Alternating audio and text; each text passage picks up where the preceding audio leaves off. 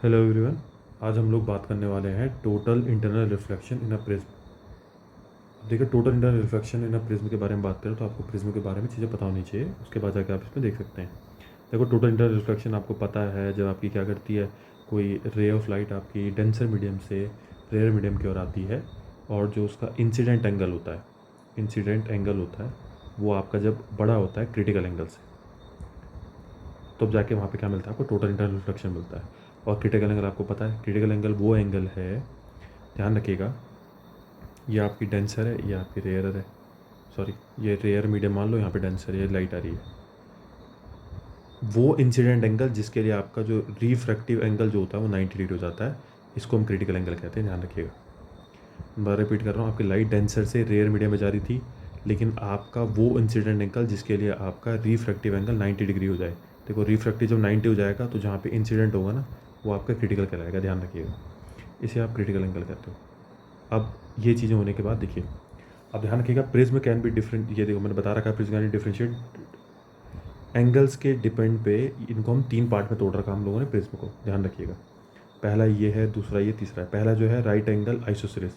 देखो, right angle के साथ आइसोसेलेस मतलब एक 90 होगा, दो एंगल 45 होंगे। कैसे? ये 90 है, ये दोनों साइड बराबर है, इसे एक्स ले लीजिए, इसे एक्स ले लीजिए, तो x plus 90 is equals to 180। तो अब एक्स के लिए आपको मिल जाएगी 45 डिग्री। कहने का मतलब क्या है, राइट एंगल आइसोसेलेस प्रिज्म में क्या होगा, एक एंगल 90 होगा, दो 45 होंगे। इक्विलेटरल प्रिज्म में क्या होगा आप लोगों का, तीनों एंगल 60 60 60। और राइट एंगल प्रिज्म में क्या होगा आपका, राइट एंगल प्रिज्म में एक एंगल 90 होगा, एक 30 और एक 60। अब यहाँ पे ध्यान रखिएगा, सबसे पहले हम बात करने वाले हैं, सबसे पहले हम बात कर रहे हैं राइट एंगल आइसोसेलेस प्रिज्म के बारे में, जिसमें 3 एंगल होते हैं, 45 90 और 45 डिग्री। अब इसके बारे में कुछ चीज़ें पहले जान लीजिए। इसको आप लोग इस नाम से भी जानते हो, टोटली रिफ्लेक्टिंग प्रिज्म, ये ध्यान रखिएगा। दूसरी बात मुझे एक बात आपको याद दिला देता हूँ कि आपका टोटल इंटरनल रिफ्लेक्शन तभी होता है जब आपका इंसिडेंट जो एंगल होता है, इंसिडेंट एंगल जो होता है वो बड़ा होता है क्रिटिकल एंगल से, ध्यान रखिएगा। तीसरा पॉइंट ये ध्यान रखिएगा, हम बात कर रहे हैं अभी एयर ग्लास, क्योंकि प्रिज्म आपका ग्लास का बना हुआ है और उसके अराउंड एयर है। तो एयर ग्लास का जो इंटरफ्रेंस होता है, एयर ग्लास का, इसका जो क्रिटिकल एंगल होता है वो, ध्यान रखिएगा, हम लोग 42 डिग्री लेते हैं, इस बात को ध्यान रखिएगा। एयर ग्लास का जो क्रिटिकल एंगल होता है वो आपको 42 डिग्री होता है, बस। अब इसके बाद जब हम बात करते हैं total inter reflection through right angle isosceles prism, इसका नाम क्या है मैंने अभी बताया, टोटली रिफ्लेक्टिंग प्रिज्म ही बोलते हैं सब लोग, हम लोग इसे, ध्यान रखिएगा, ठीक। अब इसमें एक चीज़ और याद रखिएगा कि इसमें आपके तीन पार्ट होते हैं। पहला पार्ट ये है, दूसरा पार्ट इसके बाद है, और तीसरा उसके बाद है। टोटल इंटरनल रिफ्लेक्शन थ्रू जब हम राइट एंगल आइसोसेलेस प्रिज्म से पढ़ रहे होते हैं तो इसमें हम लोग 3 चीज़ें पढ़ते हैं, क्योंकि इसका यूज़ 3 जगह किया जाता है। Number 1, to deviate a ray of light through 90 degree, जब हमें किसी लाइट को डेविएट करना होता है 90 डिग्री से। अब देखिए, इसमें हमने करना कुछ नहीं है, देखिए ध्यान से देखिएगा। सबसे पहले देखिए, एक ई एफ रे जो है, ई एफ रे, आपको ई एफ रे इंसिडेंट क्या है, इसके किसके ऊपर, ए बी के ऊपर, कैसे पड़ रही है स्लो है, 90 डिग्री पे पड़ रही है, नॉर्मली पड़ रही है। और ये अनडेविएट, आपको पता है जब कोई लाइट, आपको ये बात मैंने बताई है कि जब हम क्या करते हैं, लाइट को एक मीडियम से दूसरे मीडियम में डाल रहे होते हैं, और हमारा जो, हम उसे अगर परपेंडिकुलर डालते हैं, अगर, कहने का मतलब ये है, ये आपका रेयर मीडियम है, ये आपका डेंसर मीडियम, आपको लाइट डालनी है, लेकिन आपने क्या कर दिया, इंसिडेंट एंगल को जीरो कर दिया, मतलब जहाँ नॉर्मल है आपने उसी के ऊपर लाइट डाल दी, तो लाइट जो होती है वो अनडिवाइडेड पास होती है। सेम कहानी यहाँ पर भी देखो, ई एफ जो इसके ऊपर लाइन पड़ रही थी वो अनडिवाइडेड पास हो गई आपकी, जाके टकराई कहाँ पर, ए सी के ऊपर, देखो ए सी के ऊपर टकराई है ये वाली, मैं इसको थोड़ा हाईलाइट कर लेता हूँ ताकि आपको दिख जाए, देखो ए सी के ऊपर जाके टकराई है ये वाली। जब ये ई एफ वाली लाइट यहाँ से आई, रे यहाँ से आई, वो आपके ए सी पे टकराई, तो ध्यान रखिएगा, जब ए सी पे टकराने के बाद ध्यान रखिएगा यहाँ पे आपका जो एंगल बना है आपका, देखो ये है इंसिडेंट एंगल, कितना डिग्री का बन रहा है, 45 डिग्री का। ये 45 है, ये भी कितना होगा, 45। क्यों? सबको पता है इंसिडेंट एंगल रिफ्लेक्टेड एंगल के बराबर होता है। तो जैसे ये एंगल 45 बना, पहले ध्यान रखिए, जैसे एंगल 45 बना, जब ये एंगल 45 डिग्री बना है तो आपको पता है यहाँ पे क्रिटिकल एंगल कितना डिग्री होता है, 42 डिग्री, किस किस के बीच, एयर ग्लास इंटरफेरेंस के बीच। तो आपको पता चल गया इंसिडेंट एंगल आपका 45 आ गया, मतलब 42 से बड़ा है। तो ये रे आगे नहीं जाएगी, ये क्या होगी, यहीं पे आपका इसमें टोटल इंटरनल रिफ्लेक्शन देखा जाएगा, और क्या होगा, ये यहाँ से आपका क्या हो जाएगा, 90 डिग्री पे क्या हो जाएगी, डेविएट हो जाएगी। सेम कहानी जी एच के साथ से देखिए, जी एच आपने जब आप नॉर्मली आपके ए बी सर्फेस के ऊपर आई है तो डायरेक्ट आपके ए सी से जाके टकराई, ए सी सर्फेस से टकराई, AC सरफेस से जब ये टकराई है तो यहाँ पे देखिए आपका इंसिडेंट एंगल कितने डिग्री का बना है, 45 डिग्री का बना है। 45 डिग्री का बनने का मतलब क्या है, ये क्रिटिकल एंगल से बड़ा है। जब ये क्रिटिकल एंगल से बड़ा है तो यहाँ पे आपको क्या होगा, टोटल इंटरनल रिफ्लेक्शन होगा। और ये जब इस मीडियम से यहाँ से आई थी तो इसी वे में आपके यहाँ से बाहर निकल जाएगी, मतलब नॉर्मली ही आपका क्या हो जाएगा, बाहर निकल जाएगी। ये बात ध्यान रखिएगा। और पेपर में इसमें लिखना भी यही है, इस बात का ध्यान रखिएगा आप लोग। इसमें मैं दोबारा रिपीट कर दे रहा हूँ, EF और GH दो रेस है हमारे पास, दोनों रेस को हमने नॉर्मली AB सरफेस के ऊपर डाला है। जब ये आपके इस पॉइंट पे EF जो रेस है वो आई तो यहाँ पर क्या हुआ, आपका इंसिडेंट एंगल बना 45 डिग्री। जब इंसिडेंट एंगल 45 डिग्री बन गया, जिसकी वजह से क्या हुआ आपको पता है, ग्लास और एयर इंटरफेरेंस का जो क्रिटिकल एंगल होता है 42 डिग्री होता है। अगर 42 डिग्री से कम बनता तो लाइट आगे जाती, बिल्कुल जाती, लेकिन हमारा 42 से क्या बना है, ज़्यादा बना है। तो यहाँ पे क्या होगा, यहाँ पे क्या होगा, सब लोगों में आगे बाहर ना जाके यहाँ पे क्या होगा, टोटल इंटरनल रिफ्लेक्शन होगा और ये लाइट इसी मीडियम में बाहर क्यों निकल जाएगी और बाहर निकलेगी नॉर्मली। ये बात ध्यान रखिएगा। सेम आपका GH में होता है, इस बात को ध्यान रखिएगा। और इसमें एक चीज़ और याद रखनी है आपको, ये जो पहला पार्ट था डेविएटेड और लाइट थ्रू 9 डिग्री, इस प्रोसीजर जो हमने यहाँ पे देख रहे थे, इसी प्रोसीजर का यूज़ आपका होता है पेरिस्कोप में। ये ध्यान रखिएगा। पेरिस्कोप में प्लेन मिरर में यूज़ करके आप लोग क्या यूज़ करते हो, प्रिज्म यूज़ करते हो। अब इसका सेकंड पार्ट है, वो है to deviate a ray of light through 180 degree. To deviate a ray of light through 180 degree. देखिए जब हम इसकी बात करते हैं, देखो हमारे पास कोई EF ऑब्जेक्ट है, ध्यान रखिएगा। EF ऑब्जेक्ट से आपकी रे गई, ये दो रे निकल रही है आपकी, एक इस पॉइंट पे जाके टकराई, एक इस पॉइंट पे जाके टकराई। ध्यान से रखिएगा, जब रे जाके आपके AB सरफेस पे टकराई तो यहाँ पे जो आपका इंसिडेंट एंगल बना कितने डिग्री का बना, 45 डिग्री। फिर वही कहानी, 45 डिग्री का जब बना है तो यहाँ पे जो आपका, यहाँ पर आपका क्या होगा, दोबारा आपका जो 45 डिग्री है वो 42 से बड़ा है, क्योंकि 42 क्या है, एयर ग्लास का क्या है, क्रिटिकल एंगल है। जब ये 45 आपका 45 डिग्री 42 से बड़ा है तो यहाँ पे फिर हमें इस M पॉइंट पे हमें क्या देखा जाएगा, आपका टोटल इंटरनल रिफ्लेक्शन देखा जाएगा। जब M पॉइंट पे टोटल इंटरनल रिफ्लेक्शन देखा गया, रे आगे बढ़ी, अब ये कहाँ पे आई, N वाले पॉइंट पे। अब N वाले पॉइंट पे फिर आपका इंसिडेंट एंगल कितने डिग्री का बना है, 45 डिग्री का। जब ये दोबारा 45 डिग्री का बना तो दोबारा आपको N पॉइंट पे क्या देखा जाएगा, टोटल इंटरनल रिफ्लेक्शन देखा जाएगा और ये डायरेक्टली यहाँ से क्या आ जाएगा, बाहर आ जाएगा। सेम गोज़ टू ये EZ जो हमारा, ये हमने यहाँ पे ले रखा है FZ जो हमारी रे है, इसमें भी सेम प्रोसेसर होगी। Z पॉइंट पे टकराएगी, यहाँ से आपका आगे की ओर बढ़ेगी और जब ये आपके Q पॉइंट पे टकराएगी दोबारा आपको क्या देखने को मिलेगा, देखो टोटल इंटरनल रिफ्लेक्शन देखने को मिलेगा। यहाँ पे भी 45 डिग्री और यहाँ पे भी 45 डिग्री, जिसकी वजह से क्या होगा, Q पे भी आपका टोटल इंटरनल रिफ्लेक्शन देखने को मिला और N पे भी टोटल इंटरनल रिफ्लेक्शन देखने को मिला। अब ध्यान रखिएगा, आपके दिमाग में बात आ रही होगी मैंने यहाँ पे दो रेज क्यों ले रखी है। ध्यान से सुनिएगा, ध्यान से सुनिए, क्योंकि मैंने ऑब्जेक्ट EF लिखा है तो EF जब एक ऑब्जेक्ट दिखाया तो इससे मैंने जाने वाली रेज कितनी बना दी है, 2। हो सकता है कुछ एग्जाम्पलों में आपके पास, अभी पीछे हम क्वेश्चंस करेंगे, आपके पास एक ही रेज से दिखाएगी। ध्यान रखिएगा, देखिए जो आपका ये हम आइसोसेलेस राइट एंगल प्रिज्म पढ़ रहे हैं, इसमें देखिए हमने हाइपोटेनस पे रेज डाली है, हाइपोटेनस, ध्यान रखिएगा, ये है हाइपोटेनस, इस पर हम लोगों ने रेज डाली है। ये आपका 45 डिग्री और ये 45 डिग्री है। देखिए आपके पास यहाँ पे FE था, ये आपको यहाँ पे क्या किस में मिला है, E', F', मतलब आपको इन्वर्टेड फॉर्म में मिला है, ध्यान रखिएगा। अब इसका पहली चीज़ यूज़ किस में होता है, इस प्रोसीजर का यूज़ एक तो आप बाइनोकुलर में करते हो और कैमरा में यूज़ करते हो, ताकि आप क्या कर सको। ध्यान रखिएगा, इसका यूज़ क्यों करते हो तो समझिए पहले।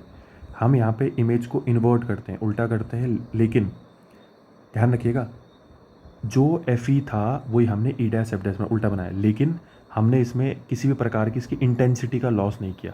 जिस प्रकार यहाँ पे FE सीधा बन रहा था वैसे ही उसी प्रकार उसी इंटेंसिटी से आपका FE बनेगा, लेकिन उल्टा। कहने का मतलब मेरा ये है कि अगर आपका FE जो है यहाँ पर इरेक्ट पोस्चर में था तो यहाँ किस में मिलेगा, इन्वर्टेड पोस्चर में मिलेगा। जितनी इंटेंसिटी उसकी यहाँ पर थी उतनी इंटेंसिटी उसकी यहाँ पर होगी। मैं बस ये बता रहा हूँ।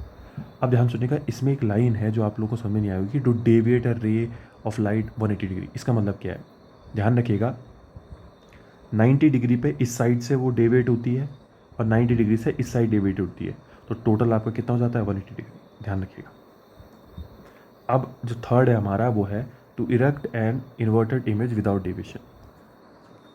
देखिए C वाले की जब बात कर रहे हैं, to erect an inverted image without deviation, देखो इसमें क्या है, विदाउट डेविएशन करना है, सब लोग हम लोग को ध्यान रखिएगा। अब देखिए यहाँ पे आपने एक ऑब्जेक्ट ले रखा है EF, इससे दो रेज गई, दोनों रेज क्या होगी, AC के पैरेलल होगी, ऑब्वियस सी बात है। अब ध्यान रखना, ये जो यहाँ पे दिख रही है नॉर्मल है, ठीक है ना।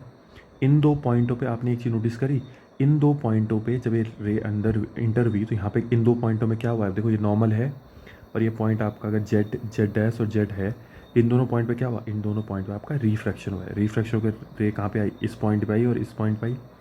इन दोनों पॉइंटों पे ध्यान रखिएगा, इन दोनों पॉइंटों पे यहाँ पर जो बनने वाला इंसिडेंट, देखो दोनों पॉइंट पे जो आपका इंसिडेंट था होगा वो बड़ा था होगा क्रिटिकल एंगल से। क्रिटिकल एंगल कितना है हमारा 42 डिग्री।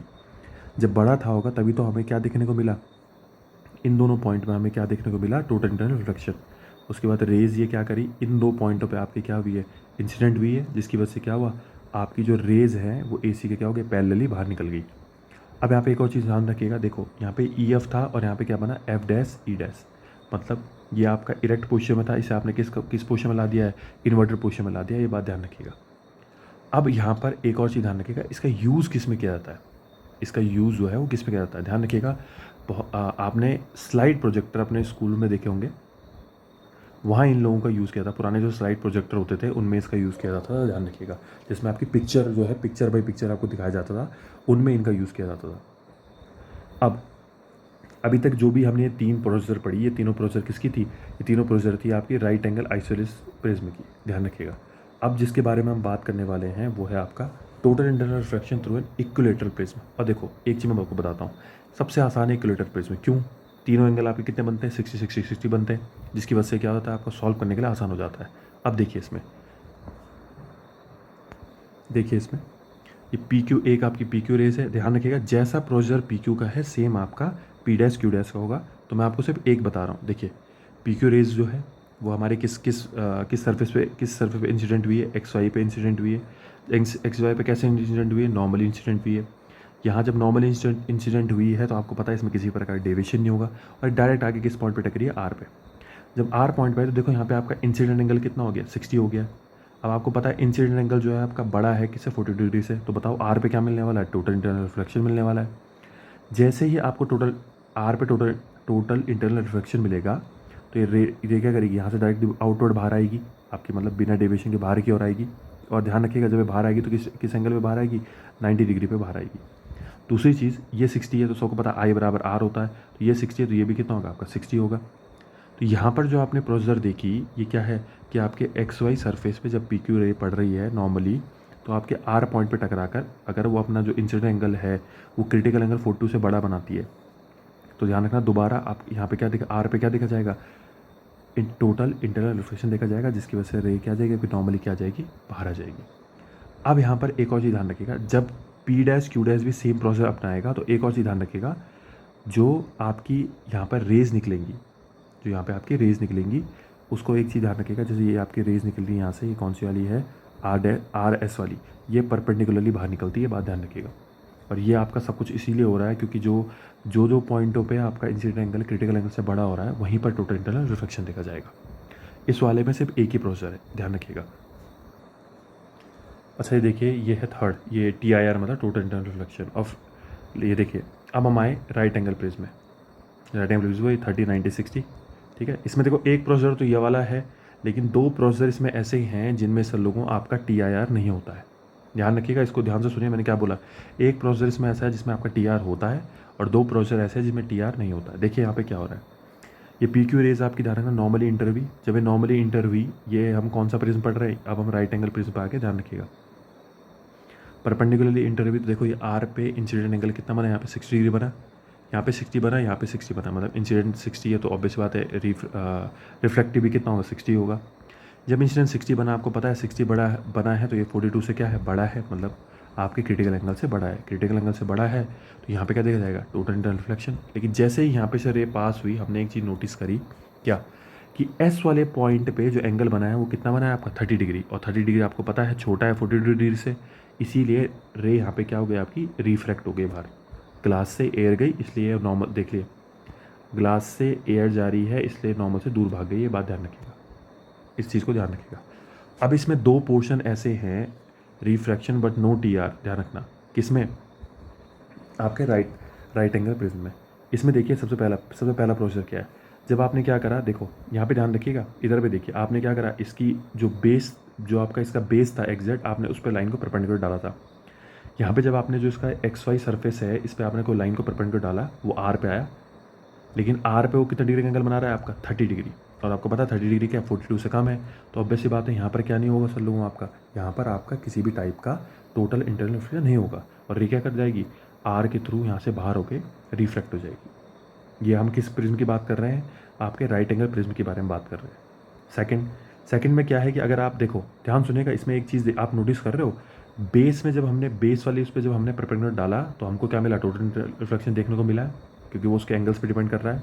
दूसरा देखिए, जब हमने आपके इसके एक्स वाई सरफेस या फिर हमने इसके जो परपेंडिकुलर हमारा है एक्स जेड इस पर डालने का प्रयास किया, तो देखिए इस पर जब लाइन को आपने परपेंडिकुलर डाला है, ये रे जाके कहाँ से टकराई, आपके आर पॉइंट पर टकराई है, और आर पॉइंट पे इंसिडेंट एंगल कितने बन रहा है 30 डिग्री बन रहा है, जिस वजह से रे जो क्या हो रही है रिफ्लेक्ट हो जा रही है। अब हम इस पर देखो, ये थे आपके तीन हमने प्रिज्म पढ़े। नंबर 1 पढ़ा हमने राइट एंगल आइसोसेलेस, फिर हमने पढ़ा इक्विलेटरल, थर्ड हमने पढ़ा राइट एंगल आइसोसेलेस और राइट एंगल प्रिज्म में से इतना डिफरेंस होता है कि राइट एंगल जो आपका राइट एंगल आइसोसेलेस जो होता है उसमें आपके 2 एंगल इक्वल होते हैं, मतलब 2 एंगल 45 डिग्री होते हैं, और इसमें आपके 30, 60 और एक 90 का होता है। अब इसमें हम 2 न्यूमेरिकल्स करेंगे इन्हीं के बेस। देखिए सर लोगों, इस वाले क्वेश्चन में हमारे पास प्रिज्म दे रखा है, ये डायग्राम सेम है जो क्वेश्चन का डायग्राम है, ये ध्यान रखिए। देखो 45, 90, तो कौन सा है आपका, ये है राइट ट्राइंगल आइसोसेलेस, ये ट्राइंगल है आपका राइट एंगल आइसोसेलेस प्रिज्म है आप लोगों का। अब यहाँ पे देखिए पहला क्वेश्चन पूछ रखा है, इसमें पहला क्वेश्चन पूछा हुआ है कि इंसिडेंट, इसने कहा which angle incident ray deviates and emerges out, दिख रहा है आपको 90, और यहाँ पे आपका 90 है, तो ये भी कितना है 90, तो पहले वाले क्वेश्चन का आंसर है इसमें 90। मैं क्वेश्चन पढ़ लेता हूँ, क्वेश्चन में क्या बोल रखा है, what is the angle through which the incident ray deviates, ये इंसिडेंट रे आपकी डेविएट्स एंड इमर्जेस आउट, ये इमर्जेस आउट, तो इंसिडेंट रे कितना है 90 है, और यहाँ पे आपका कितना इमरजेंस आउट भी कितना है चलो आपका 90 है। तो अब यहाँ से एक चीज़ क्लियर हो गई सर लोगों हमको।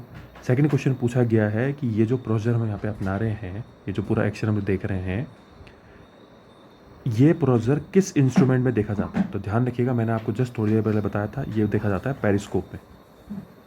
पेरिस्कोप पे। दूसरा लास्ट क्वेश्चन जो इसमें है, इसमें लास्ट क्वेश्चन में पूछा गया, इसमें कौन सा सरफेस आपका मिरर की तरह है, कौन सा सरफेस आपका मिरर की तरह काम करता है, तो इसमें जो आपका सरफेस है जो मिरर की तरह काम करेगा वो है आप लोगों का ए बी, ध्यान रखिएगा। लास्ट क्वेश्चन जो इसमें बचा है, अब लास्ट क्वेश्चन जो इसमें होगा, ये तो आपका ये वाला क्वेश्चन था। अब इसमें एक क्वेश्चन है जो देखिए, मैं एक बार रिपीट कर दे रहा हूँ। पहली चीज़ इसमें कहा इसने कि एंगल, किस एंगल पे डेविएट हुई इंसिडेंट रे, और दूसरा किस एंगल पे ये आपकी इमर्ज आउट हुई है, दोनों 90 पे हुई है। दूसरा, इस वाले प्रोसीजर का हम यूज़ किस इंस्ट्रूमेंट में करते हैं, मैंने आपको बता दिया, वो है आपका पेरिस्कोप। थर्ड ये क्वेश्चन पूछा गया, इसका कौन सी सरफेस आपके प्लेन मिरर की तरह काम कर रही है, वो है ए बी, ये ध्यान रखिएगा। क्योंकि आया देखिए प्लेन मिरर क्यों कहा गया उसको ध्यान समझना, क्योंकि इसी पॉइंट पे आपका देखिए यहाँ पे टकरा के जा रहा है, मतलब यहाँ पे क्या हो रहा है आपका रिफ्लेक्शन हो रहा है, इसीलिए उसने ए बी सर्फेस को प्लेन मिरर की तरह कहा है। अब जो सेकंड क्वेश्चन है ध्यान रखिएगा, 2012 आईसीएसई में आ चुका है क्वेश्चन, काफ़ी इंपॉर्टेंट क्वेश्चन है। पहली चीज़ इसमें कहा गया रे डायग्राम को पूरा करिए, तो ध्यान देखिएगा, मैंने आपको ये वाला जो डायग्राम है ये आपको मैं पहले ही बता चुका हूँ, ध्यान रखिएगा। तो ये जो प्रिज्म है आपका, ये जो प्रिज्म है ये है आपका आइसोसेलेस, अच्छा ये बुक में ये ध्यान रखना, क्वेश्चन में दे रखा है isosceles right angle prism, isosceles right angle prism ये है। तो बताओ ये 90 होगा, ये आपका 45 है या 40, वरना आप देख के पता भी कर सकते हो क्योंकि दो साइड इक्वल दे ही रखी है। अब देखिए पहला क्वेश्चन था, इसका पूरा आपको डायग्राम कंप्लीट करना है। जब हमें डायग्राम कंप्लीट करना है, देखिए आपको पता है ये रे, देखो मैंने रे थोड़ा सा ये इधर बना दी है, इसको आप इधर बना दीजिए, ये आपकी रे ऐसे आएगी, ये एंटर होगी, यहाँ से यहाँ टकराएगी, यहाँ से यहाँ टकराएगी और यहाँ से बाहर जाएगी। यहाँ पे टकराएगी तो देखिए यहाँ पे बनेगा आपका 45, यहाँ पे टकराएगी, चलो यहाँ बनेगा 45 और यहाँ से बाहर आ जाएगी। ध्यान रखिएगा जब ये यहाँ से इंटर हो रही है, जब यहाँ से इस पॉइंट पे इंटर भी है और यहाँ से इस पॉइंट से बाहर आई है, तो एक चीज़ नोटिस करिए, इंटर होते हुए देखो एंगल कितना बना है 45 डिग्री का बना है। जब ये 45 डिग्री का बना है तो आपको पता है, जब ये 45 डिग्री का बना है तो आपको पता है 42 से बड़ा है, तो यहाँ पे क्या देखा जाएगा टोटल इंटरनल रिफ्लेक्शन, और यहाँ पे भी क्या देखा जाएगा टोटल इंटरनल रिफ्लेक्शन। अच्छा मैं बता देता हूँ आपको ये कौन सी एक्शन जो है इसमें हो रहा है, याद करिए, जिसमें हम लोगों ने ऑब्जेक्ट लिया। देखो ये वाला एक्शन है वो ध्यान रखिएगा, ये वाला एक्शन, पर मैंने कहा था आपको इसमें हमने पूरा ऑब्जेक्ट लिया हुआ है, वहाँ पर उन्होंने सिर्फ एक डायरेक्शन दी है। मुझे पता कैसे चला, देखो 90 के सामने क्या है हाइपोटेनस, और यहाँ भी चेक करो, यहाँ पे आपके पास क्या दे रखा है, देखो ध्यान से देखिए, वही सेम डायग्राम है, 90 के सामने हाइपोटेनस है, हाइपोटेनस से आपने परपेंडिकुलर इंटर करना, तो ऑब्वियस सी बात है सेम प्रोसीजर होगी। और मैं आपको इसमें ये भी बता चुका हूँ कि इसमें आपका, अब देखो इसकी हेडिंग क्या थी, एंगल ऑफ डेविएशन कितना था आपको 180 डिग्री, क्यों 90 इसकी वजह से हो रहा था, 90 इसकी वजह से हो रहा, ध्यान रखिएगा।